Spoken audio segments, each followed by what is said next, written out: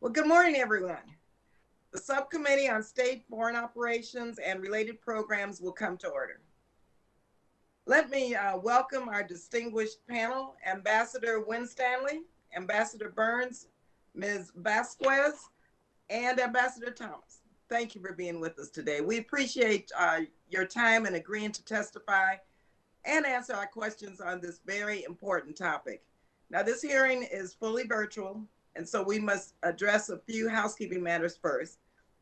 For today's meeting, the chair or staff designated by the chair may mute participants' microphones when they are not under recognition for the purposes of eliminating inadvertent background noise. Members are responsible for muting and unmuting themselves. If I notice that you have not unmuted yourself, I will ask you if you would like the staff to unmute you. If you indicate approval, by nodding, staff will unmute your microphone. I remind all members and witnesses that the 5-minute clock still applies. If there's a technology issue, we will move to the next member until the issue is resolved, and you will retain the balance of your time. You will notice a clock on your screen that will show how much time is remaining. At 1 minute remaining, the clock will turn to yellow. At 30 seconds remaining, I can't gently tap the gavel, but I will remind members that their time is almost expired. I'll just put up my finger. When your time has expired, the clock will turn red and I will recognize the next member. After the panel presents their testimony, we will follow the order set forth in the House rules, beginning with the chair and ranking member. Then members present at the time the hearing is called to order will be recognized in order of seniority. And finally, members not present at the time when the hearing is called to order. Finally, House rules, they require me to remind you that we have set up an email address to which members can send anything that they wish to submit in writing at any of our hearings or markups.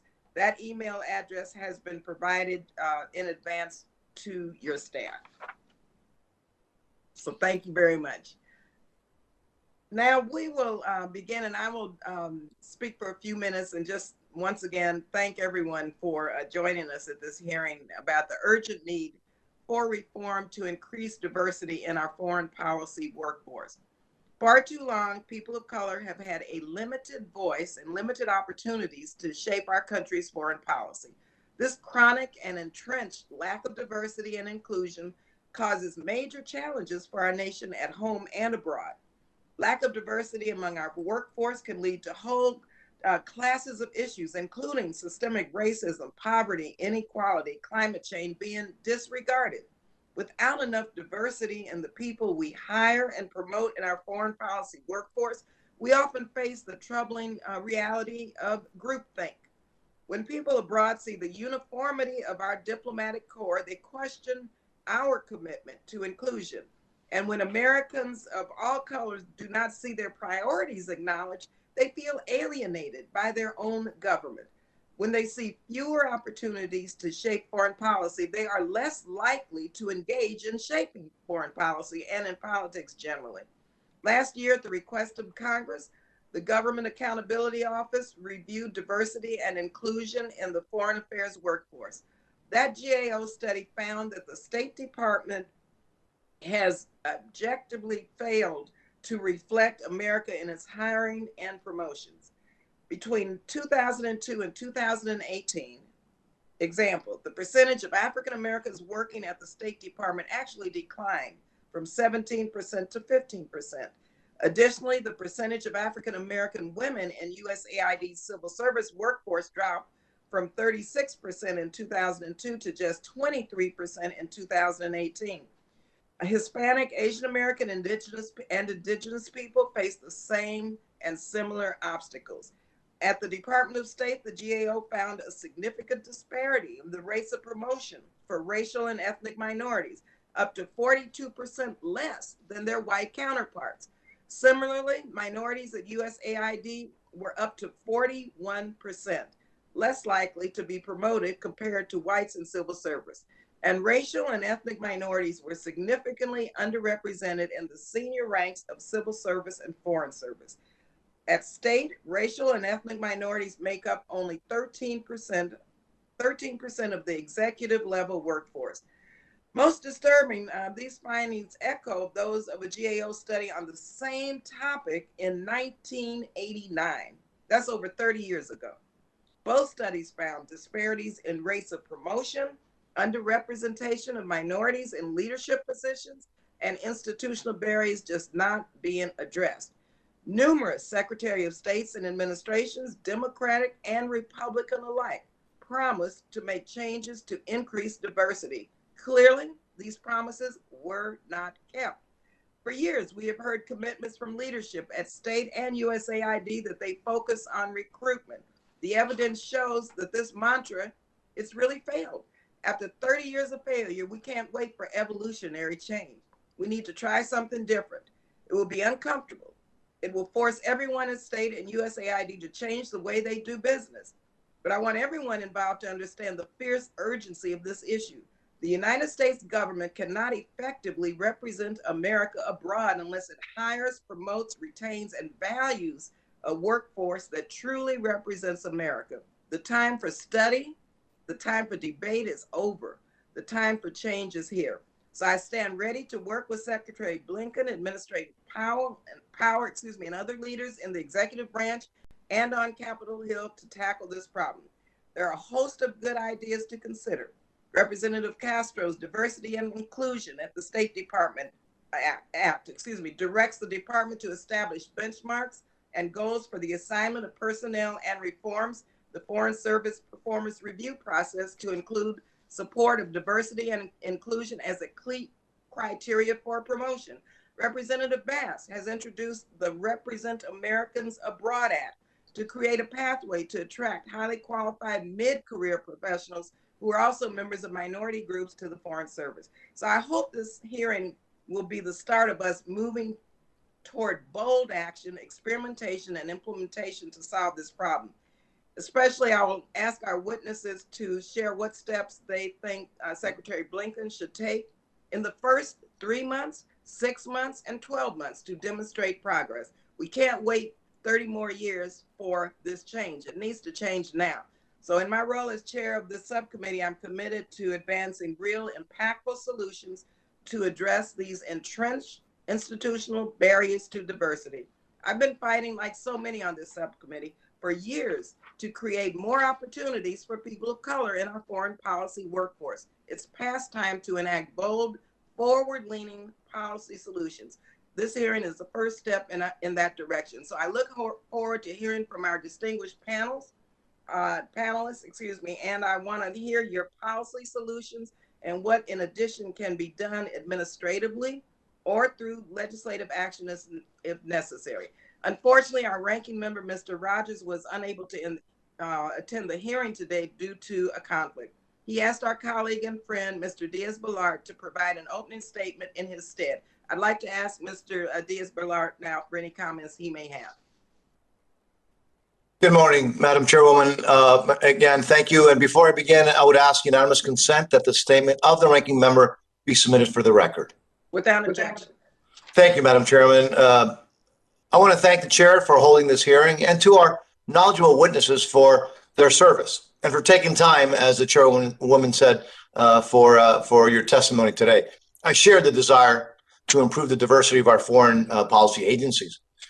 And I was particularly struck, I will tell you, by the abysmal low level of Hispanics represented in the foreign services, civil service, USAID, USAGM.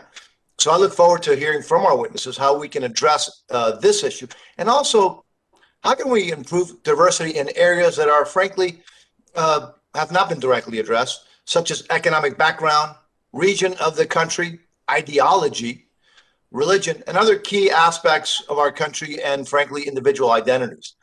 In recent years, there have been a lot of proposals, numerous proposals to reform and strengthen the American diplomacy, many of which relate to new legislative authorities that are, frankly, beyond this committee's jurisdiction. However, I'm particularly interested in any recommendations that you may have for us today as appropriators.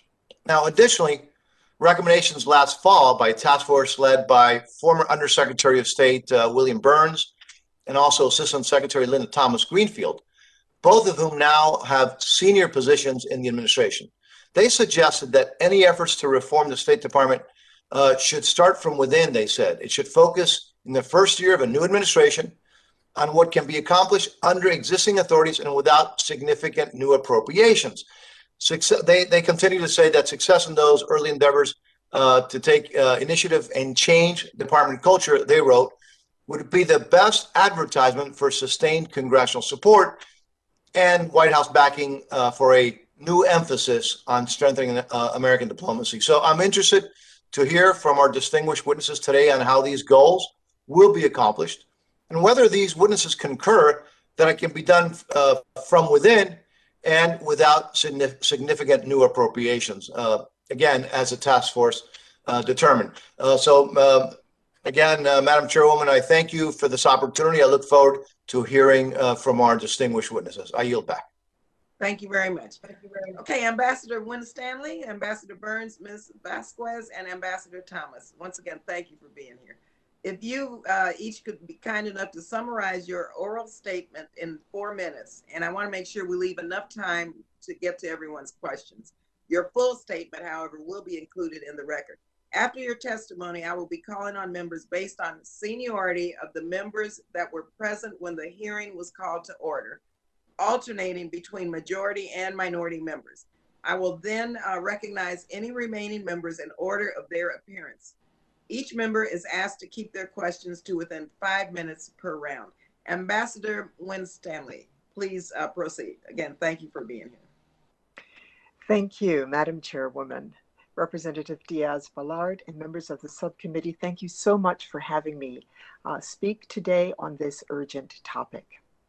As an African American and as a woman who has worked her way up through the ranks, I know very well the weight that so many of my colleagues carry, the weight of being othered.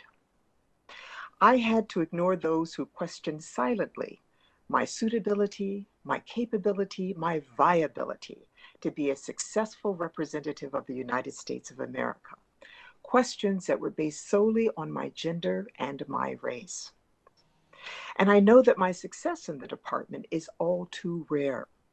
I've seen many of my colleagues start their journey of service with commitment and joy, and then struggle without support, without mentors, without recourse when something went wrong. Certain that the system that they worked under would not treat them fairly. And this knowledge fuels my passion to speak out and work for change in the department. Change that will help it become the organization that deserves the devotion and the sacrifice and the dedication that so many of us have freely given. I am thrilled that today's discussion will focus on what works. I know from experience that it's important to frame discussions of recommendations around 3 specific anchors. Intentionality. Recommendations must be connected directly to the change that is sought. Transparency. Everyone must understand what is being asked of them and why. And finally, accountability. Once action is determined to be necessary, leadership up and down the ranks must be held accountable for taking care of it, doing it, and held accountable if they do not. The GAO report that you mentioned, Madam Chairwoman, in 2020 is a disheartening picture of the progress that has not been made at state, but it is a picture that needs greater detail. The repair and improvement efforts that we all support must touch every bureau, every office, every action, and every person at state. No more business as usual. Secretary Blinken has shown strong commitment, and I know I speak for many employees, past, current, and future, who are grateful for his leadership and the strong allyship of Congress in this undertaking. Allyship that is showcased by the introduction of the Diversity and Inclusion Act of the Department of State. And I would like to add to that, and of course the Representing America Act, the State Harassment and Assault Prevention and Eradication Act.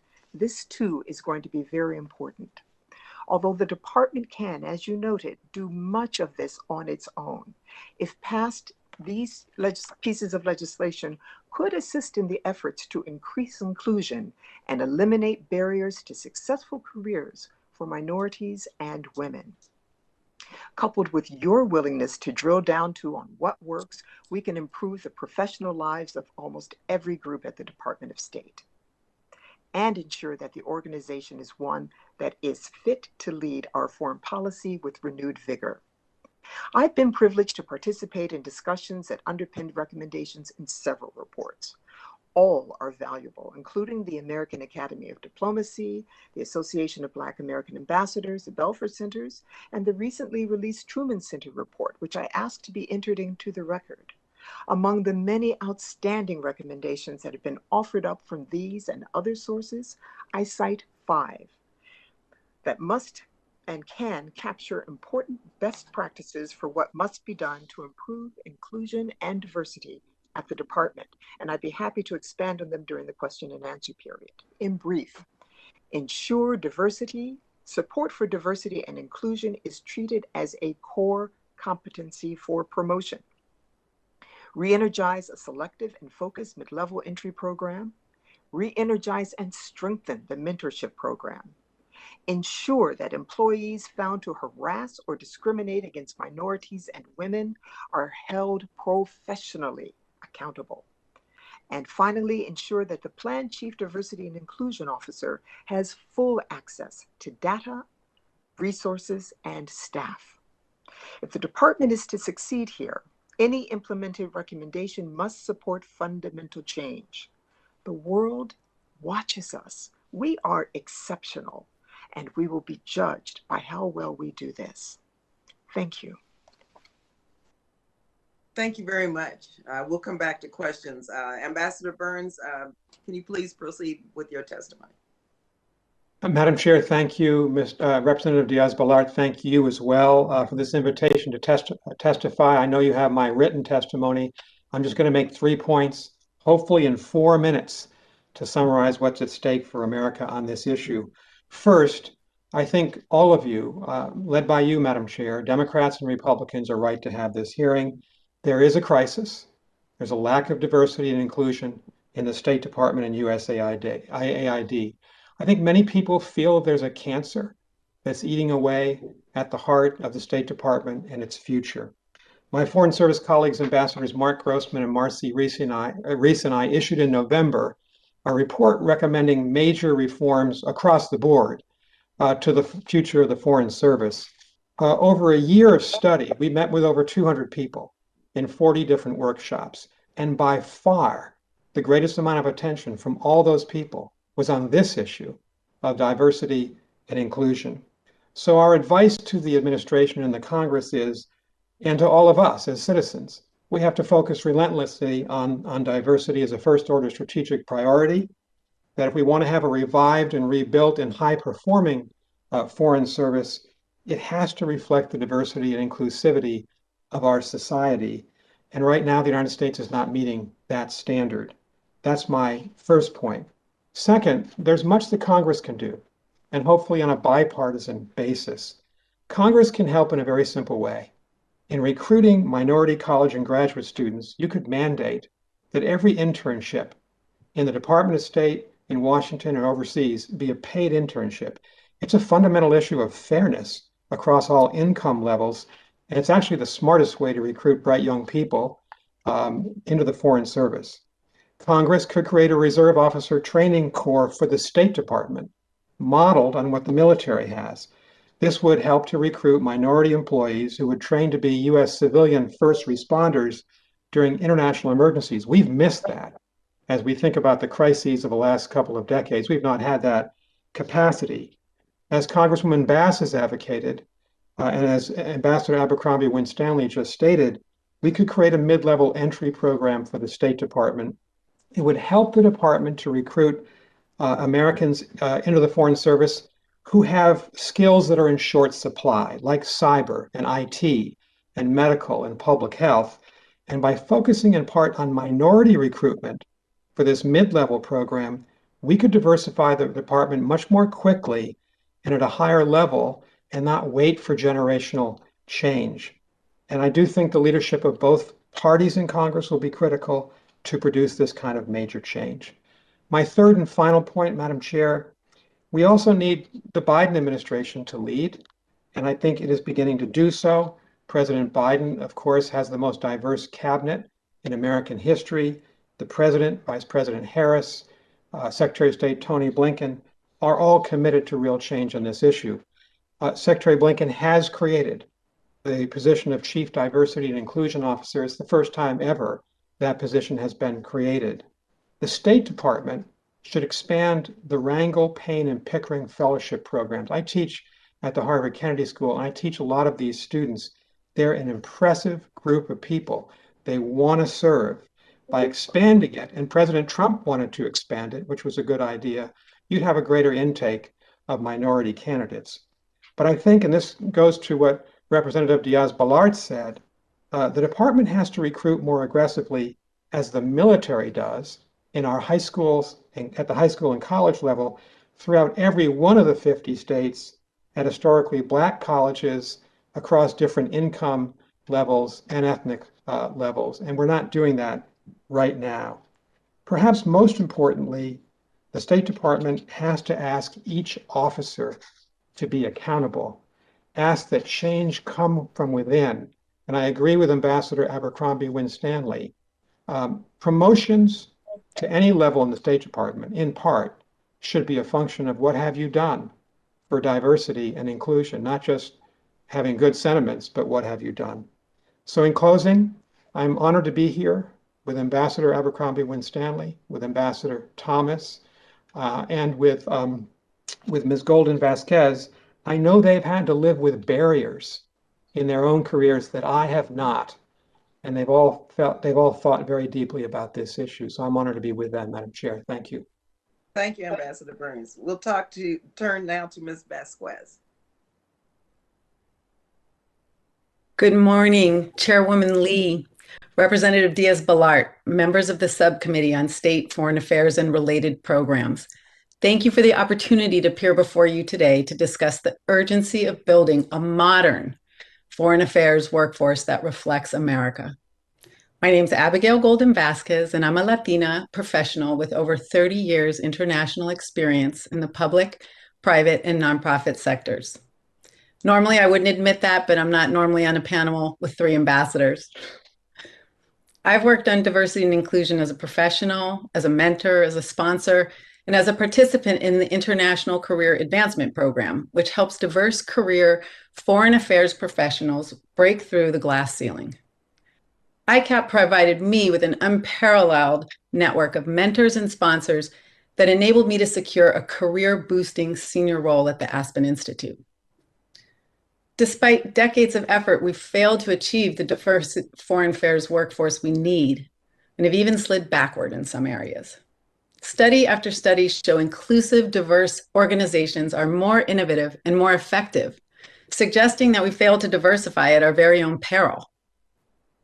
The US will become a majority non-white nation by 2045, and Latinos will comprise nearly 1/3 of the population in 2060. Yet Hispanic representation is dismal. We can no longer afford to limit important leadership and decision-making roles to the same narrow profiles. We need only look at the humanitarian crisis in Central America spilling out onto our borders right now to see why more Latino voices in international policymaking and implementation are critical. I know this committee seeks solutions instead of a recap of the problems, so the rest of my remarks will focus on 3 priority areas: leadership, retention, and like Ambassador Gina Wynn-Stanley, Abercrombie Wynn-Stanley, accountability. Anyone interested can find more fleshed out solutions in my written testimony. First, leadership matters. Leaders set the tone for an organizational culture that's either welcoming or dismissive of D&I. Only when D&I is modeled authentically by leaders and flows throughout all aspects of organizations can real change happen. D&I should be treated as mission critical and led by example from the top down. Second, we must move beyond recruitment to retention. Too often, the pipeline is blamed for the lack of diversity, rather than taking a good hard look at the organizational culture or lack of opportunities for advancement. Highly competitive fellowship programs such as Wrangell, Pickering, and Payne bring qualified diverse candidates to state and U.S. aid. But many of these and other diverse qualified professionals choose to leave. Indeed, work does need to be done to help young people from diverse backgrounds envision themselves in foreign affairs careers. The Association for Diplomatic Studies and Training, for example, does just that with innovative curricula documenting diplomatic history. However, we must also do so much more to retain the diverse talent that we already have by offering greater appreciation of the skill sets they bring and providing them with equitable opportunities for advancement. And last but not least, measuring for accountability. Efforts to secure D&I must be tracked, improved upon, and rewarded. By collecting and analyzing disaggregated data on diversity over time, comparing with other organizations, we can gain insight into what is or isn't working and adjust accordingly. Finally, performance must be measured against clearly set goals, including zero tolerance for discriminatory behavior. So to conclude, increasing D&I is not just the right thing to do, it's essential to ensuring we bring our best ideas and talent forward to the global challenges of today and tomorrow. Now is the time for courageous leadership and real investment, and yet more decades will pass and the best ideas will remain just that, ideas. So thank you to this committee for your commitment to prioritizing and investing in promising solutions to close the foreign affairs workforce diversity gap. And I look forward to discussing with you further in the Q&A. Thank you very much. It's an honor. Thank you, Ms. Thank you very much. Okay, we're going now to Ambassador Thomas. Please proceed. Chairwoman Lee, Representative Diaz-Balart, and members of the committee, I am honored to appear before the House Appropriations Subcommittee as a member of the Association of Black American Ambassadors. The ABAA has worked closely with the State Department's affinity organizations, including the Thursday Luncheon Group, Disabilities at State, Hispanic Employee Council of Foreign Affairs Agencies, the American Foreign Service Association, Black Professionals in International Affairs, and the Asian American Foreign Affairs Association to design recommendations regarding diversity and inclusion in the State Department and the United States Agency for International Development. My testimony centers on the importance of the Secretary of State and the USAID Administrator's leadership and sustained commitment in achieving the State Department's and USAID's diversity, equity, and inclusion goals and objectives, the establishment of metrics for measuring each bureau's achievements, the importance of rewarding and recognizing those leaders who achieve diversity goals, continued support for the Pickering, Wrangell, and Payne fellowship programs, advocates for an increase in the number of diplomats in residence, and the end of the decades-old practice of de facto assignment of officers to bureaus based on their race, with a particular call for the end of the majority of African American chiefs of missions in the Foreign Service being assigned to Africa and the Caribbean. Leadership. We believe that the way to reverse the institutional failings in these areas is to put the responsibility squarely on the shoulders of the Secretary of State, the USAID Administrator, and those in the senior ranks of the foreign and civil services. We applaud Secretary Blinken's decision to appoint a Chief Diversity Officer and recommend that person report directly to the Deputy Secretary. We urge the incoming USAID Administrator to appoint a Chief Diversity Officer. We recommend that the State Department and USAID establish clearly defined and measurable ways to reward senior personnel for their achievement in reaching diversity goals. We recommend that the State Department and USAID should continue support of the Pickering, Payne, and Wrangell programs and make known the rigid selection process that these fellows undergo. Support and expand pathway student internships, including presidential management fellowships. We recommend that the State Department increase the number of diplomats in residence by at least 10 at historically Black colleges and universities, Hispanic serving institutions, and other institutions serving significant numbers of minority students. That the State Department increase the number of paid internships for members of underrepresented communities in assignments.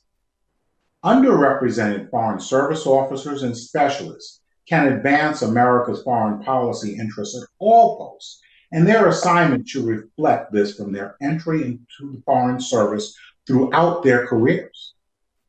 Additionally, we recommend that State Department and USAID cease the practice of assigning African American foreign service officers and specialists predominantly to the Africa Bureau, especially in ambassadorial and other high-level positions. That the State Department and USAID and similar de facto practices with Latinx and Asian Americans in the Western Hemisphere, East Asian, and South and Central Asian Affairs Bureaus. That the Director General of the Foreign Service recruit officers from underrepresented groups to bid on leadership and career-enhancing positions.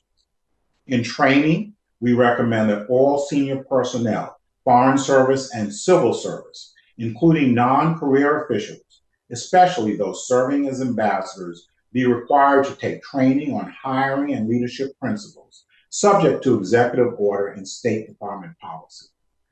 In promotions, we recommend that the State Department collaborate with the American Foreign Service Association and the American Federation of Government Employees to rework the dimension skill set to give more weight to equal employment opportunity principles in the performance evaluation process and ensure that members of underrepresented groups serve on every promotion and selection panel.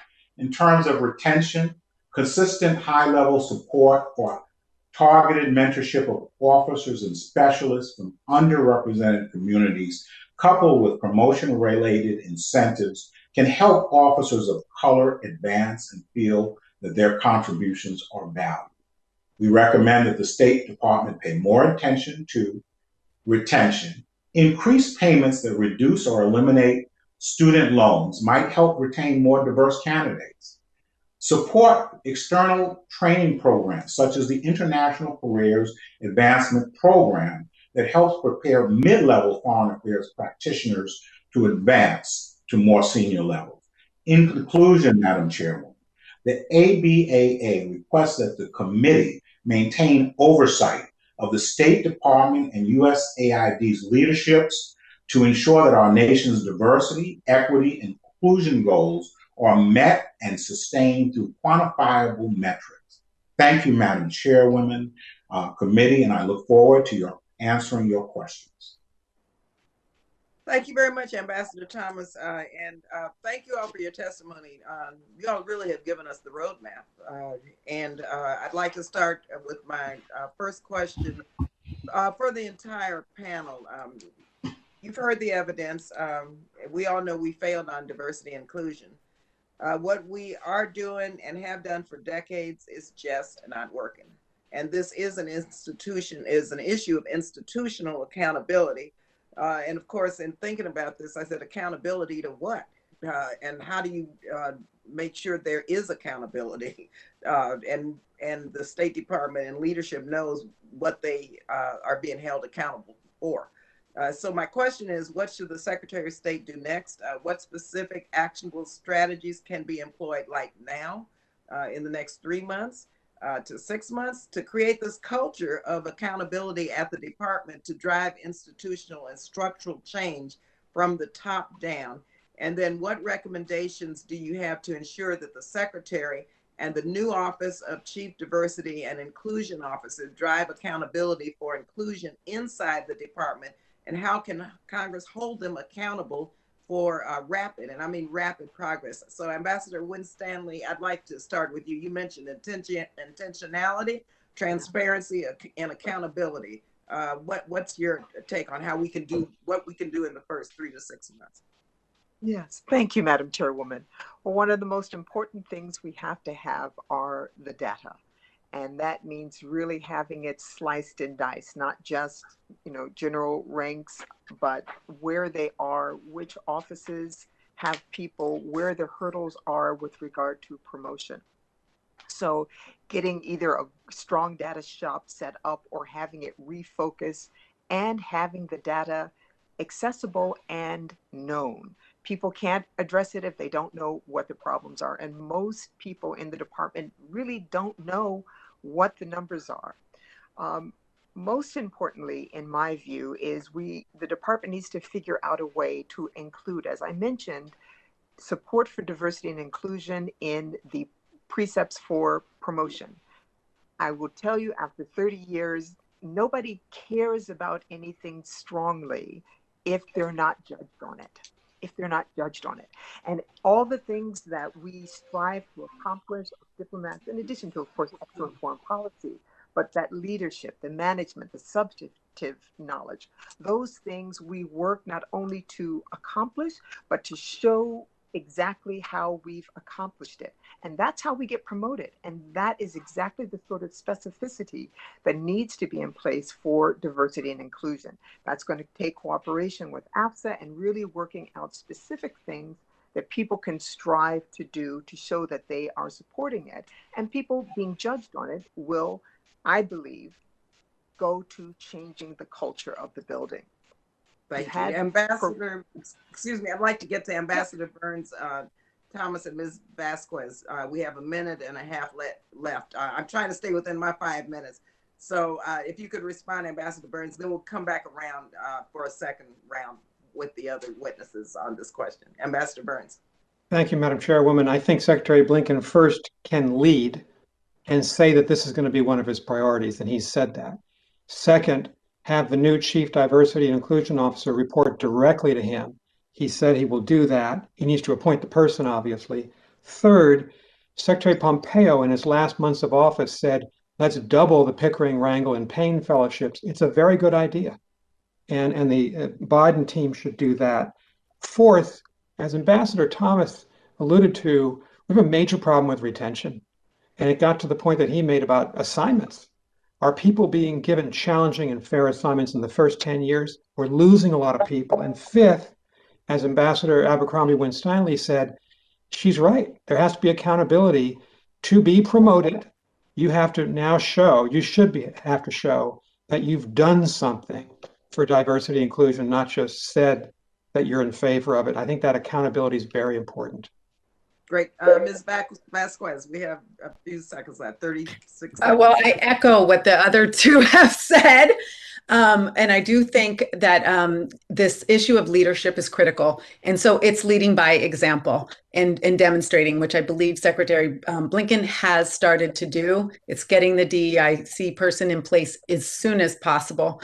And it's making sure that everyone knows that this is what they're going to be measured upon. And that there's, again, and then the flip side, that you will not be promoted if you are seen to be blocking diversity, equity, and inclusion. Thank you all so much. Congressman Mr. Mario Diaz-Balart, I yield to you. Thank you, Madam Chair. Let me talk a little bit about, I mentioned in my opening statement how Hispanics are underrepresented in, frankly, all areas, including foreign service, civil service, USAID, and others. It's really interesting. You might be interested to hear this, Madam Chairman. If not for the Office of Cuba Broadcasting, which happens, by the way, to be in the district that I represent, I suspect that USAGM's diversity numbers would be even worse than last reported. The number is, frankly, hard to understand. Abysmal 7.1% Hispanic, which is obviously well below the national population. So what is being done to encourage Hispanics to apply for these positions, and what efforts are being done to retain Hispanics in these agencies, particular OCB and elsewhere at USAGM? To Ms. Vasquez, who are you directing your question to? Whoever. So I'm happy to respond on the issue. However, I do not work for the State Department, so I can't speak to what they're actually doing. But I can share some recommendations on what I believe does need to be done. So first of all, you can't be it if you haven't seen it. And so there have been ambassadors. There are a handful of senior level officials at USAID and at state that have been, who can be role models. So we haven't seen it, so it's hard for us to be it. So I think making sure that these stories get out is critical and really important. To lift up those success stories is one. Number two, we can reach out to Hispanic serving institutions, Hispanics in sororities and fraternities. Also, we have to recognize that the great bulk of Latinos work over-index in construction, in hospitality, in caregiving. And so we need to show that there are other pathways and other career opportunities. And we can do that in schools. I think you need to start young with language, with language instruction, opportunities to experience. And then, as others have said, paid internships. Paid internships are critical. Ambassador Thomas, would you like to respond? Yes, I endorse that. I think what I would say, Representative Diaz-Balart, is that recruitment is important at the high school level and at the college level. I agree that paid internships are necessary. I think that the Latinx senior foreign service officers should also be given an opportunity to go around to the colleges and universities to recruit, so that people see that people like them can achieve. But also, inside the department, our fellow Latino officers have to be encouraged to seek assignments and be given assignments outside of Western Hemisphere affairs. It's a great bureau, but that's not the only part of the State Department.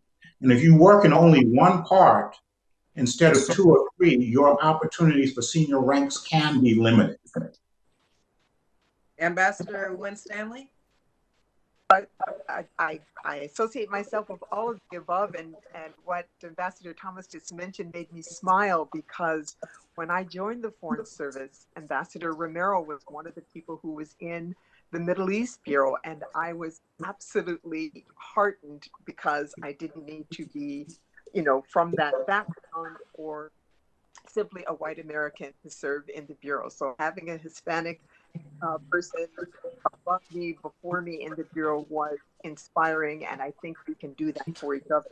The short answer about what is the department doing for Hispanics, my short answer is not enough, not enough. And so everything that has been said by my colleagues and more can and should be done. Ambassador Burns?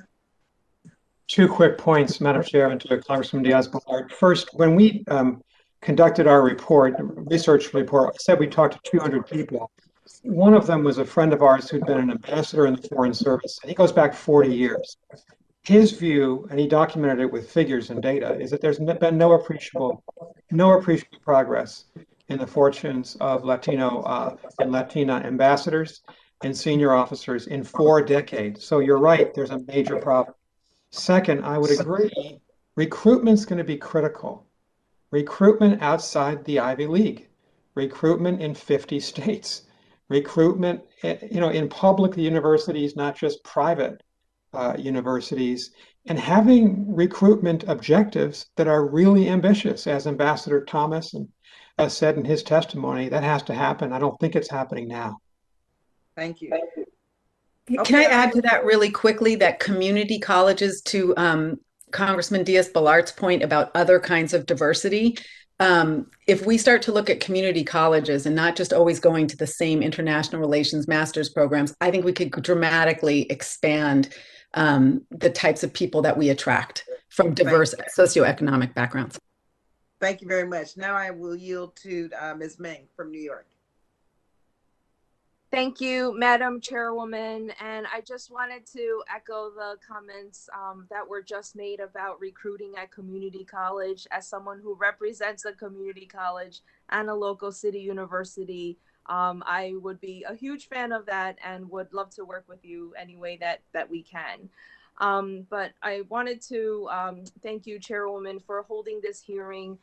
Diversity and inclusion is one of my top priorities, and I'm very thankful for your leadership. This past week, in the midst of a traumatic week for the Asian American community, our colleague Andy Kim spoke out about the discrimination he faced when he was at the State Department. As a Korean American, he was banned from working on anything related to the Korean Peninsula, even though he had never applied for positions that covered that region.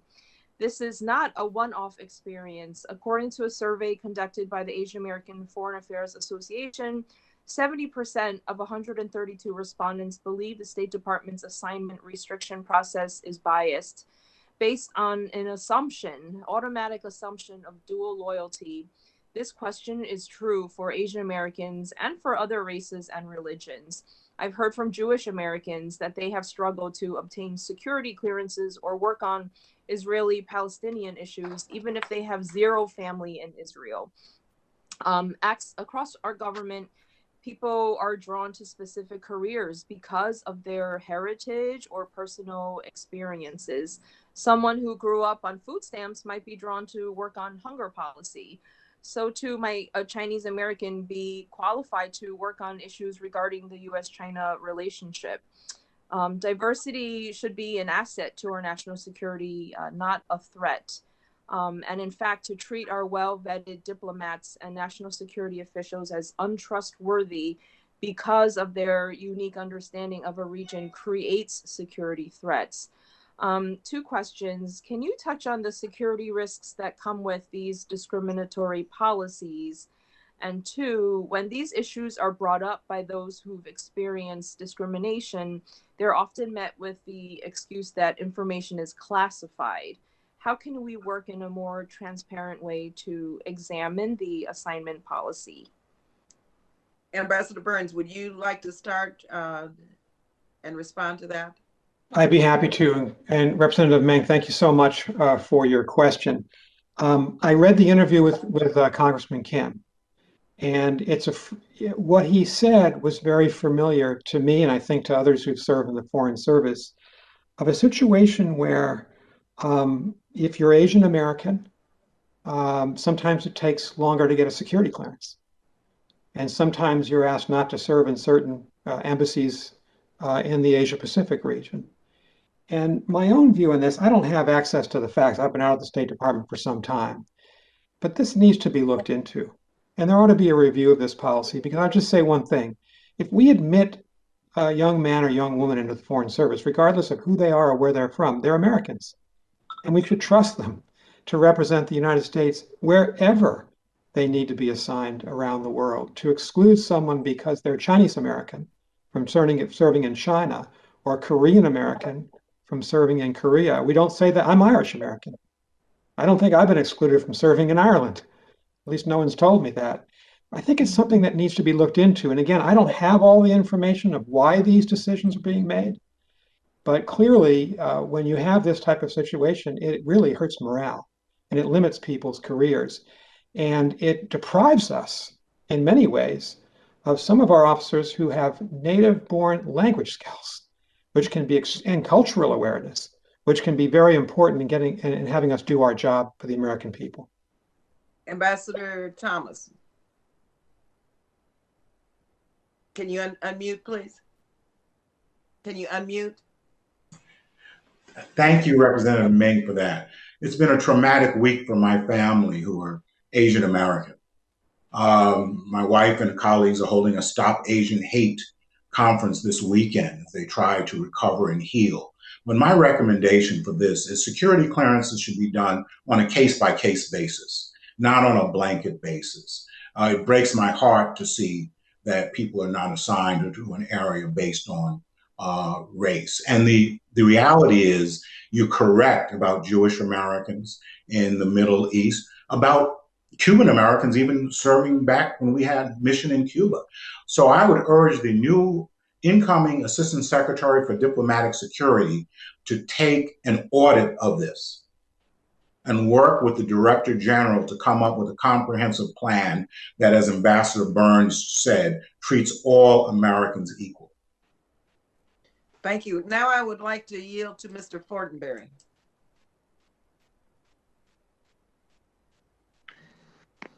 Thank you so much, Madam Chair, for holding this important hearing. Forgive the please. I'm actually in Nebraska City at the Arbor Day Foundation, which is one of course, America's conservation organization. Right outside the window here is the home of J. Sterling Morton, who served as a Secretary of Agriculture and hosted Teddy Roosevelt's visit to the Great Plains here. This is a very important cultural spot for us and important to all of our work as we go deeper into the value of stewardship. And I think, honestly, this is what this whole hearing is about, this deeper American value of care for one another and ensuring equal access, equal opportunities. In that regard as well, my district is about 40% rural, and all across this district are volunteer fire departments. These are men and women who, when there is an emergency, although they're working in other jobs and raising families, they will respond. And the reason I'm saying this is I'm very excited about what Ambassador Burns said regarding a Reserve Officer Training Corps. And in Ambassador Burns, I actually met with Ambassador Grossman and Ambassador Reese, who co-authored the report on State Department reform with you.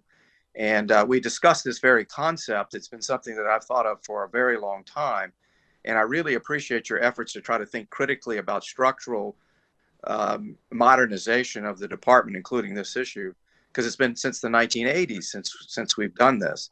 But this is an important point that I think is very essential to this hearing, that if you did have a Reserve Officer Training Corps, groups of Americans who might even be middle-aged or mid-career, or even later career, who have deep expertise, whether it's in engineering or agriculture or health, that could be called upon in crisis or in special needs to be in assistance to the diplomatic and development efforts of the State Department and USAID, would go a long way toward augmenting the State Department's efforts, diversifying across specialties, but also getting a new wave of Americans who are maybe more reflective of the diversity of Americans immediately into service, not as opposed to, but in addition to the long-term structural changes we're talking about now that would recruit younger people. So I'm very excited about this. And actually, Senator Coons and I have talked not specifically on this idea, but doing the same thing in the world of conservation, where we embed conservation specialists in U.S. embassies, but people who might be on standby, ready reserve to actually help out in that kind of circumstance. So I'd like you to elaborate on that, because I think this is one of the types of structural changes that could very well go toward the heart of answering the question. Ambassador Burns. Thank you, Madam Chair. Congressman Fortenberry, thank you very much. I'm really sorry I missed that meeting with you that my colleagues had, but they told me about it. You know, our thinking is pretty much what you've just said, that the State Department is not representative of the American people. And we've all established that this morning. One way to do it would be to promote diversity, inclusion, and actually to expand, and Representative Diaz-Balart was talking about this, other types of diversity, regional diversity, rural Americans, it would be to establish on a pilot basis a Reserve Officer Training Corps for the State Department. We all know how it works for the military. We could recruit people with skills that we don't have. And for the three of us here who served as ambassadors, we knew in a lot of the crises we faced after 9/11, hurricanes, natural disasters, the earthquake in Haiti, we just didn't have in the State Department the competence to be first responders. We had to call on the military and FEMA. And so the State Department ought to create that. We could recruit from all 50 states, from rural areas and urban areas, and we could have as a goal to enhance the minority representation so that you'd immediately have greater buy-in and greater participation by all the different ethnic groups who've been excluded. We see it as a key vehicle for that, Congressman. We'd be happy to work with you further on it. Well, thank you, Ambassador, for the comments. And Madam Chair, if any of my Democratic colleagues are interested in this question, I'm in it, because I think this is a dual mechanism. It does a template in the military that is absolutely needed, that could provide immediate assistance to the State Department and to broader diversity and inclusionary goals that you've set here. So thank you very much, Madam Chair. Okay, thank you. Now I would like to yield to Mr. Price. Thank you, Madam Chair, and thank you for convening this hearing. Thanks to our witnesses for Pretty convincing testimony, I must say, about the challenge we face and the urgency of that challenge in terms of diversifying our diplomatic corps, our State Department workforce. I've been listening carefully, though, and trying to discern the kind of assumptions that underlie your testimony about the state of diplomatic recruitment overall. And I think I hear this correctly, but I want to make sure, because we all know that diplomatic recruitment overall is in something of a state of crisis. Or I think we know that. We've certainly had very striking reports in recent years of the fall off in young people interested in diplomatic careers. We've had very alarming reports about the state of morale at the State Department. People leaving careers, disillusioned, disappointed. So I wonder, I mean, I'm not sure exactly what you're saying. Are you saying that we have systems of recruitment and retention that are working well and that need to be modified, need to be diversified? Or are you really saying that the whole system is in trouble and that we need to build it back, and presumably, of course, build it back better, as they say, so that we recruit and retain a much more diverse workforce? But I'm just asking, does the problem look different, or does the challenge look different if you place it in the context of an overall fall off in interest among young people in diplomacy and diplomatic careers? Does the problem look different if you put it in the context of an overall fall off of morale in the State Department and reduced retention rates? I guess the discussion we just had about the possibility of a diplomatic ROTC implies that we have an overall problem. But I just ask you to reflect on that. It seems to me, from what we've heard and observed, especially in recent years, that we have a huge challenge of rebuilding back the prestige, the attractiveness of diplomatic service, and that this diversity issue is an acute issue, but it's also takes its place in this larger context. I wonder if you could reflect on that. Let's start. Ambassador Wynn, Stanley, would you like to comment? Yeah, well, you've really put your finger on it, Sir Representative Price. It's twofold. There certainly has been a heightened, augmented challenge for recruitment in the last 4 years and challenge for retention. I am one of those who felt that there was not a place for me and my talent and my experience, that it was not desired by those who were leading the department. And so I left to find another way to serve America. So it's been worse in the last 4 years based on the public rhetoric with which we are all familiar. But as you say, it has been a longer term problem. The reports certainly point out that this is not a new issue. What I can say is that there is a new vigor from young people who are interested in returning to the Department of State based on the public statements from the administration, the attention that Congress is giving this, that people feel this is really being taken seriously, that they have the opportunity to join an organization that is an honorable one, that is going to allow each person who joins it to reach their full potential, that there is the opportunity for that. And so we're at the beginning of it. The department can fail, but what is being done now has given new hope to, I think, across the board. So I think we will have the opportunity to see people from a wide range of backgrounds eager to join the Department of State again. I was a diplomat in residence in Ohio this last year, and I can tell you that Ohioans are talking about, should I join? Can I join? And so even over the last 4 years, I've been a strong recruiter for the department. It's a lot easier now. Thank you. Now I would like to yield to Ms. Frankel. Okay, hello. I don't know if you can see me because I'm having a little bit of a connection, but you can hear me, can you, man? Oh, there you are. Yeah, there I can see you now. I made it. Hello. Okay. You know, this is one of those days that we have a couple of Zooms going, but this has been, you know, let's say sad, but I'm glad to hear that we're trying to make some progress. I did have a question that I wanted to ask to a couple of people here. Let me find my note here.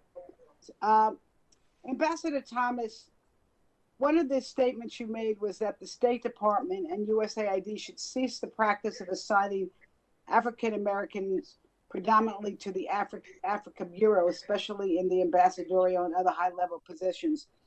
Are you saying that they should not do that at all, but that they should not make that assignment, or they must diversify their assignment? Representative Frankel, thank you for that question. I'm saying diversify. In over 100 years, more than two-thirds of the African Americans have been assigned to African nations and not to the entire globe as chiefs of mission. When Ambassador Abercrombie, when Stanley and I joined the Foreign Service, you had to be pretty much on what they call the Black Circuit of Africa or the Caribbean. That still exists. And what happens is that people do not realize that for the State Department's leadership, maybe not America's, but the European, the East Asian and Pacific, Near Eastern Affairs bureaus are seen as the more career enhancing, the more important bureaus. So if you're not given an opportunity to serve in those, you leave or you're dispirited.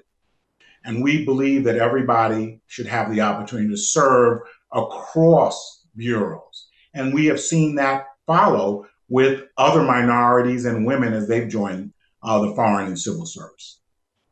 So if I could just follow up on that so I understand exactly what you're saying here, which is, so I understand the message of diversifying across the world. That makes a lot of sense.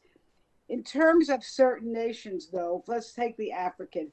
Are you saying, is it better to have an African American ambassador or not? I mean, should that be a factor, or that should not be a factor at all? Representative Franklin, it should not be. What I'm saying is that the quote money-making parts of the State Department are seen as Europe, Near East Affairs, and East Asia and Pacific, and minorities and women are not given the opportunities in great numbers to serve there.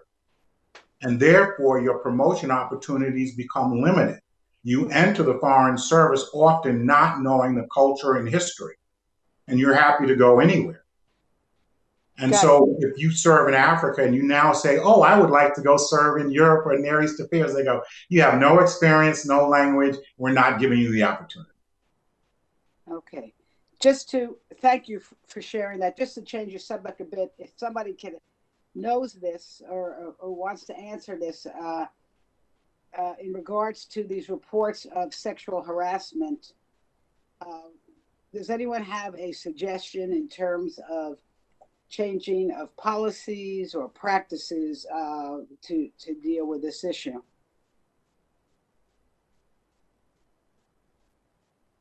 Representative Frankel, if I may, the SHAPE Act has some very strong recommendations that can be helpful. It is really important, first of all, to get support to those who have been victims of this behavior. It's very difficult when you're out in the field. You do very much feel alone.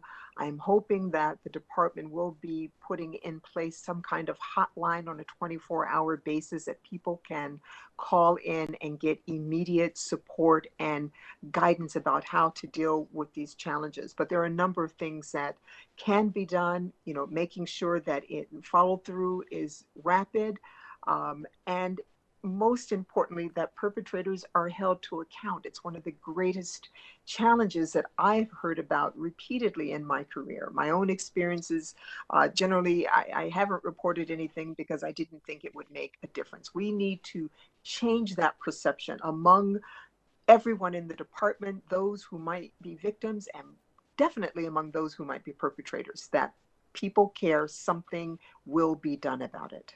Thank you. Thank you, Madam. I can assure you that there will be those of us who will be following up on that. And I thank you. Madam Chair, I yield back. Thank you. Now I'd like to yield to Ms. Wexton.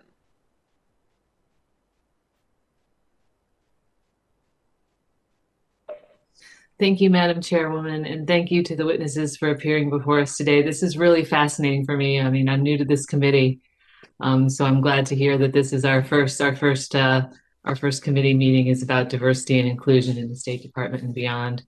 Now, I came to this committee. I previously served on financial services, where in 2018, after Democrats took control of the House, Chairwoman Waters established a new subcommittee on diversity and inclusion, which was headed by Joyce Beatty. And she asked every CEO that appeared before us 3 questions. She asked, do you have an OMWI director? What is that person's name? And to whom do they report? And I was very surprised because she asked every witness this, and still some of them didn't get briefed by their staffs that these questions were coming and couldn't answer them. So I felt really bad for them, but they should have been prepared. And that's something that every leader of every big organization should know in today's world. So I'm really, really pleased about Secretary Blinken's first move was to appoint a diversity and inclusion officer who will report directly to him. I think that's really important, especially what I've heard a lot here today. And I also want to thank Congresswoman Meng for her questions because she did shine a light on some of the assignment decisions that are made in the State Department and USAID, which are very concerning.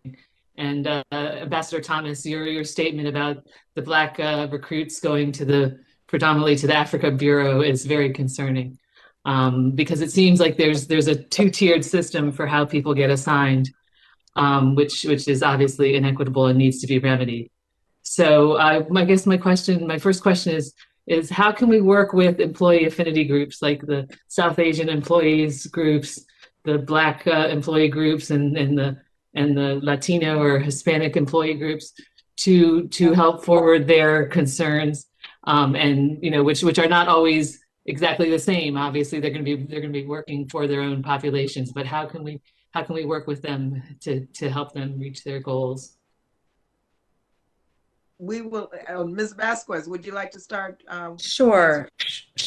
I find that affinity groups are critical for support and for advocating. And I also find increasingly that young people are thinking of themselves across affinity groups.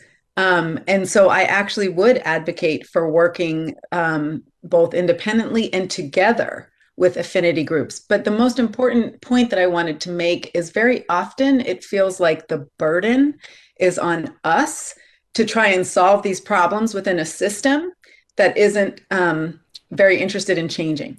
And so I think we must work with affinity groups to hear the concerns, but not add additional burden on affinity groups to solve the problems. That would be the only point I would like to make.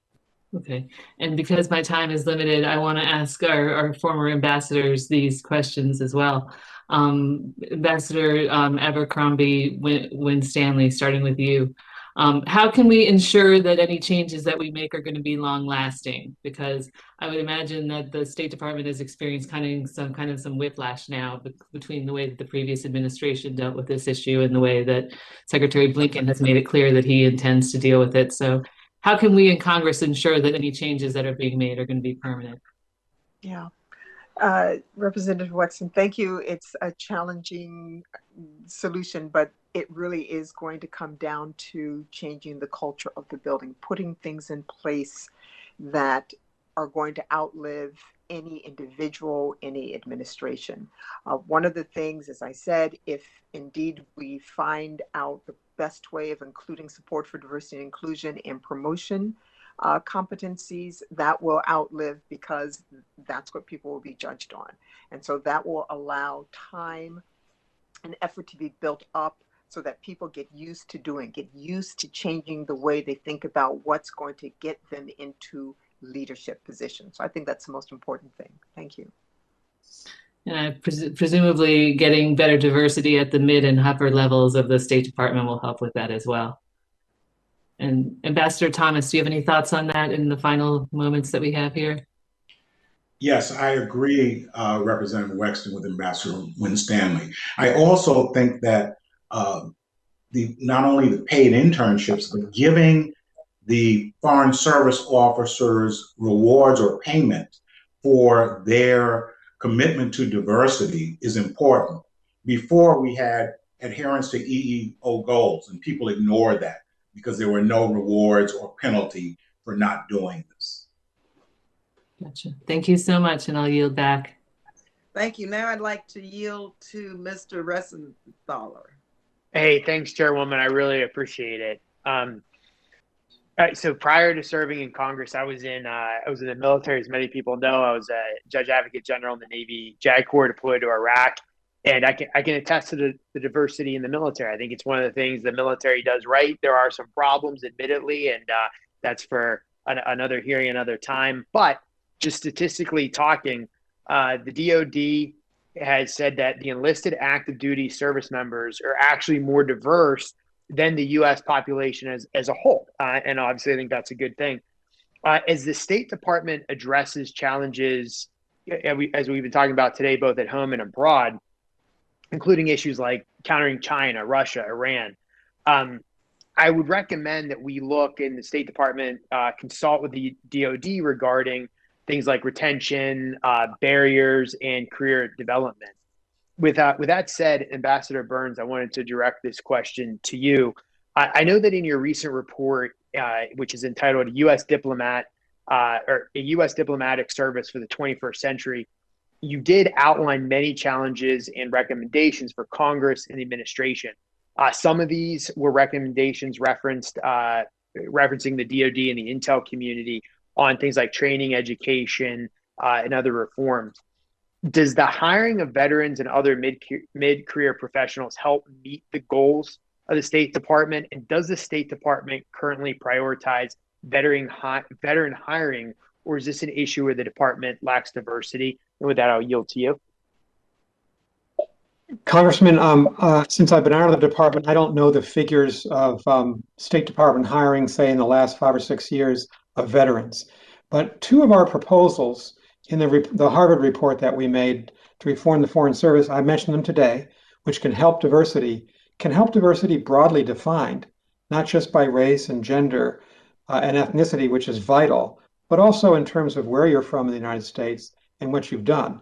And so if we were to establish a reserve officer civilian training corps, I would imagine that some of the people who might apply for that would be veterans who are back in the civilian workforce but want to contribute to their country.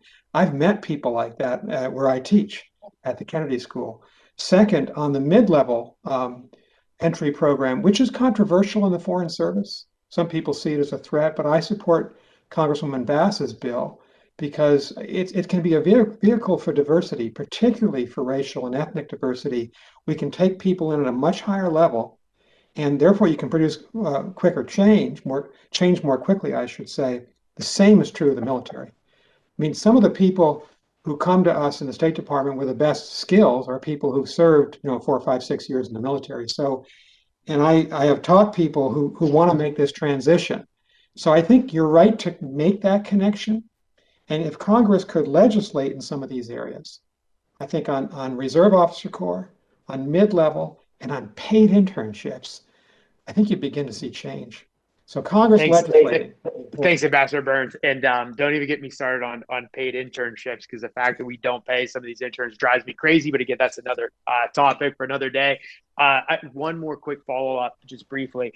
I want to talk about the personnel system. I know there's been criticism in recruitment and retention regarding inflexible career tracks. I've heard issues with self-defeating hiring constraints and lack of training and professional developments. With that said, can you just use the last minute to provide some recommendations for reforms on these issues and how the subcommittee can play a role in these fields? And I'll yield to you you for the rest of the time. Thank you, Ambassador. Thank you so much. When we met with two former chairs of the Joint Chiefs and a wide variety of generals and admirals, they said to us, you've got to redevelop your training capacity. You have to have a 15% training float. Congress legislates that for the military. It does not for the State Department. And I think for the three of us who've been career-long foreign service officers, we just don't have the training opportunities that the military has. That's the way to produce an effective officer corps. And so you'll see from our report, we have several recommendations to completely overhaul the way we train. But if Congress could legislate 15% float for the State Department, much less costly than for the military, that would ensure that the Secretary of State always has those 15% of his or her employees who can be trained while the rest serve. And right now, Secretary Powell didn't have that. Secretary Clinton didn't have it. Secretary Rice didn't. It's desperately needed. Thank you, Ambassador. And with that, I yield back to the chair. Thank you, Chairwoman. Thank you very much. Okay, we'll start our second round of questions. And this is a question I have for the entire panel. Now, to combat systemic racism, we need to disrupt and dismantle the structures that often seem innocuous, but that often become powerful bulwarks against a change. Things like the lack of diversity of educational background or informal social networks that reinforce the status quo. So how do we dismantle this old boys club? For example, can you tell me about selection panels for the Foreign Service and how do they work? Who sits on these panels and what's their review criteria? And is this something the Secretary could reform on his own? And what about the Foreign Service exam or other requirements for entrance into and promotion within the Foreign Service? Forgive me for this personal reference, but I have a very keen sense of this because I wanted to be a cheerleader at age 15. And there was a selection panel and they had the criteria and I didn't look like what the criteria meant to be a cheerleader. So I had to work with the NAACP to disrupt that panel and to make sure then the girls could try out in front of the student body and could get a vote for who they wanted to be the cheerleader. And guess what? I won. I was the first Black cheerleader at San Fernando High School. I share that because I know how incestuous these panels can be. And so I'd like to ask about these panels and any other structural impediments to impede progress toward a more diverse foreign policy workforce. Let me start with Ambassador Burns and then go to Ambassador Thomas on this. Thank you, Madam Chairwoman. You're right that recruitment is critical here if you want to break the old structures. And it has to, as I think we've all said, it has to go beyond the traditional graduate schools and traditional universities. And it's got to get into all 50 states. And it has to be nonpartisan. Congressman Diaz-Balart mentioned that. It's got to be nonpartisan because we're nonpartisan in the service. Second, I think you're right to focus on selection panels. The key people who make these decisions are on these. At the State Department, it's usually chaired by the Deputy Secretary of State with other undersecretaries. I've served on this in the past to recommend ambassadors to the White House. The Chief Diversity Officer should be on that panel and should have a vote on that panel. And the people on the panel must be diverse if we're going to be successful in transforming the culture. So those are two ideas that I would recommend. Great. Ambassador Thomas, excuse me. Yeah, thank you. I think we need to go, I agree with Ambassador Burns, I think we need to go further. First of all, paid internships. We formerly had paid internships at colleges where we did not have foreign service officers like Nebraska Wesleyan and Johnson C. Smith. Why don't we go back to those schools and expand on that? In selection panels, it's not just on the Deputy Secretary's panel, which Ambassador Burns and I served on, but it's down in each rank because you're not going to get to the top if you don't have a chance as a mid-level person to go to other places. Finally, the Board of Examiners and the promotion panels for the summer, we don't always get our best. People are not encouraged to serve on those panels. So often the Board of Examiners have retreads or people who are about to retire with rare exceptions. And the same thing with the promotion panels. Finally, when Powell was Secretary for Veterans, he had veterans only did not have to take the written exam. Veterans and Peace Corps only took the oral exam as a means of entering. Why don't you go back to that? And the last thing you can do if you really want diversity, challenge the Foreign Service exam. Look into a means of having resume-based hiring. Because if you stick only to the Foreign Service exam, which first part is based on SATs, you'll be having this hearing 30 years from now. Ms. Vasquez. Yes, I concur with Ambassador Thomas. The Foreign Service exam, like past SATs and LSATs and other exams that have been proven to be preferential for certain groups of individuals and a disincentive to others, and frankly ask questions that do not necessarily lead to success. And I'll argue yet again that we need to find a way to appreciate, recognize and reward what diverse perspectives bring to the table. It's a whole additional set of talents beyond whether you know where Indonesia is. And so I concur on that. I think it's critical, and maybe we need to start asking some questions that would uplift the talent, if we keep an exam like that would uplift the talents that diverse thinking can bring to the table. And that's where I do agree that potentially the oral exam, but even that can be a challenge. Ambassador Wynn Stanley, can you respond very quickly just about these panels, have the selection process and the issue there on diversity? Yeah. Having been one of those who was a Board of Examiner member, I can tell you that there is selectivity as to where examiners put the emphasis. The section on inclusion and diversity, I paid a great deal of attention to because it was important, but all of my colleagues did not. And just as Ambassador Thomas said, even though we had EEO respect on our performance evaluations, you could ignore that. And so examiners could ignore diversity and inclusion as we looked at people coming in. I've said we don't screen for sexist, we do not screen for racist, and we do not screen for unpleasant personalities. And there has to be a way of really making it serious for us to do that screening as well. Thank you. I yield now to Congressman Diaz-Balart. Thank you, Madam Chair. I think this question is really to Ambassador Burns, but obviously anybody else who wants to also talk about it. I want to expand a little bit the discussion, the scope of the discussion. I think if we're going to aim to represent all of America accurately, we got to show the diversity, right? But shouldn't we also focus on other types of diversity, such as economic background, as I mentioned before, religion, political ideology, and also even region of the country? I'm aware of the Development Diplomats and Residence Program, which focuses on underrepresented places, Florida being one of those.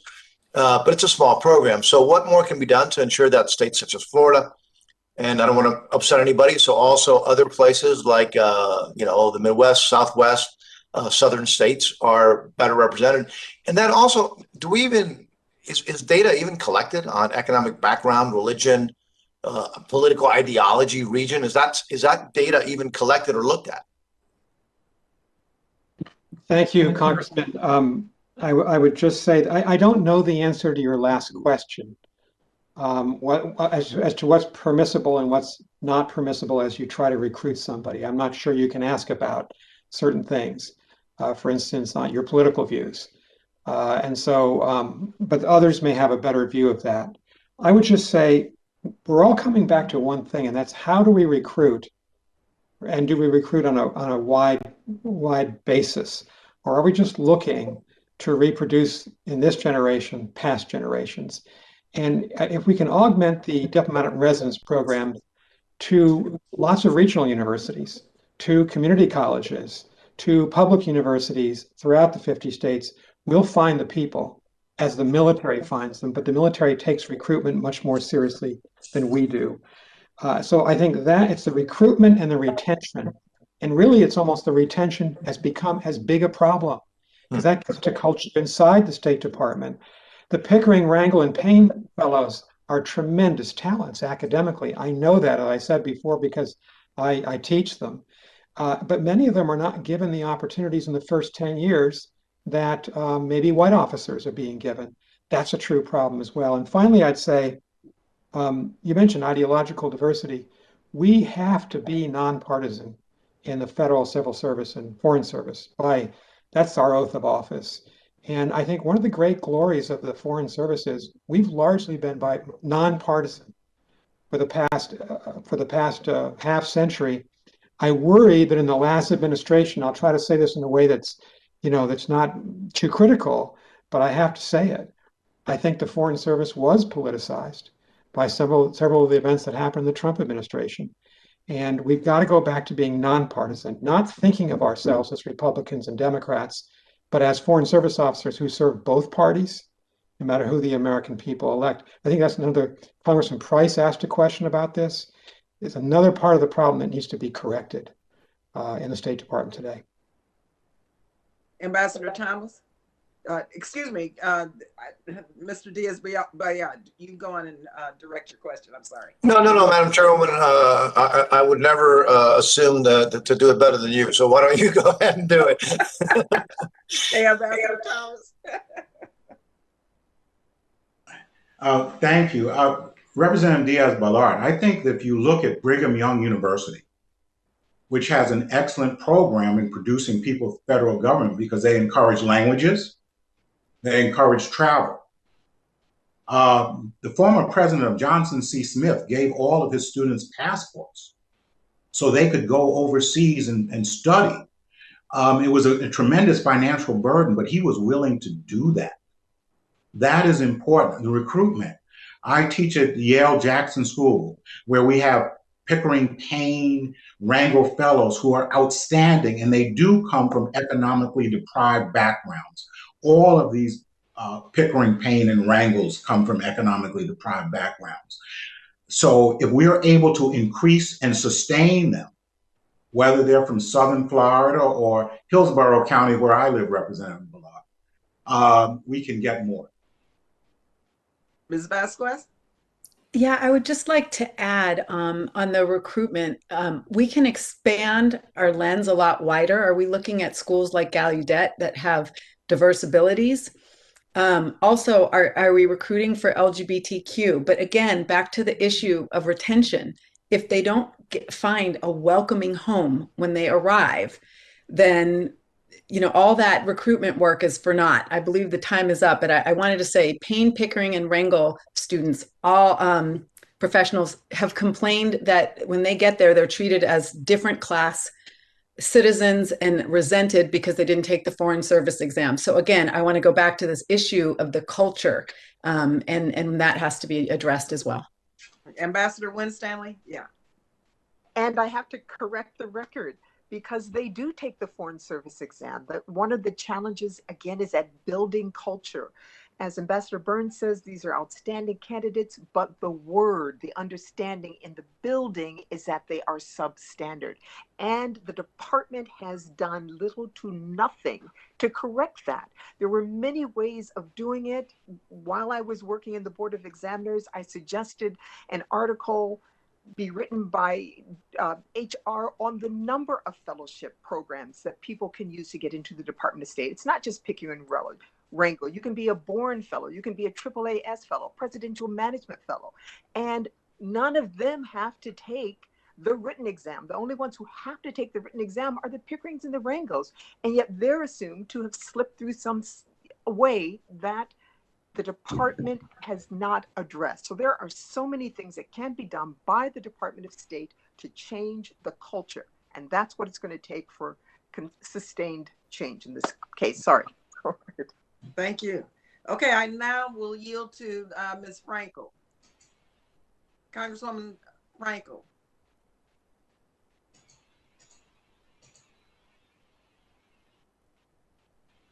I think she lost. Are you on another call, Congresswoman Frankel?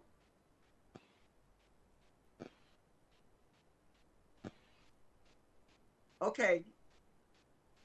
Well, let me, Congressman Diaz-Balart, do you have another question you'd like to pose before we close down?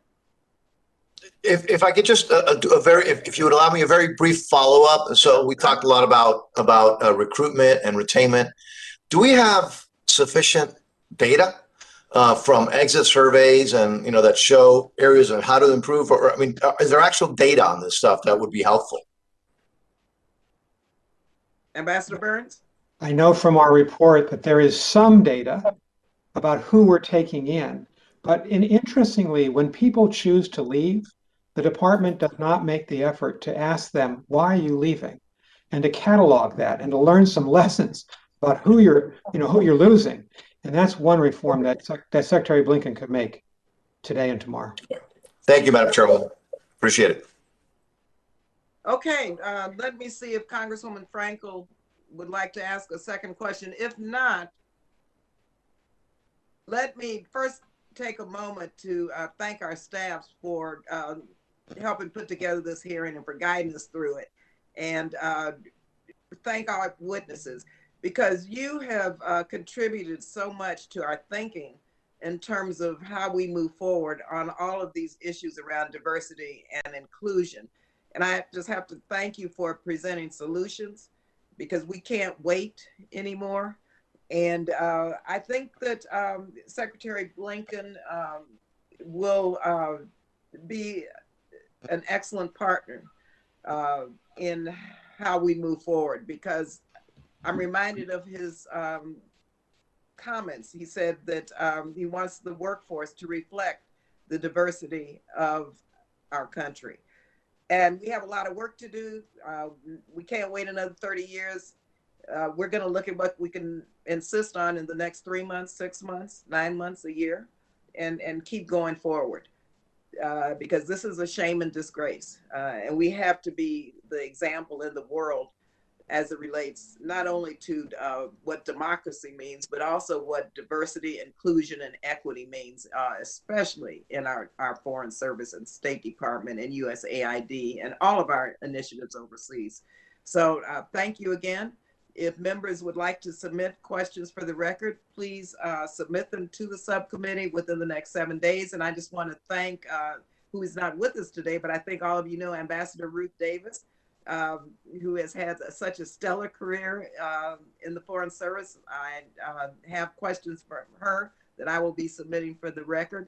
And in terms of just the responses from those that should respond to these questions, we will get the responses. Sometimes we don't, but we will, because this is such an important moment for this subcommittee to do the work of the last 30 years to unravel and dismantle those structures that have been in place, that have been exclusionary and discriminatory, and to build back not only better, but bolder. So thank you all again very much. Take care. Thank you. Thank you. Thank you, ma'am. Thank you, Representative Lee. Thank you. Thank you, Madam Chairman.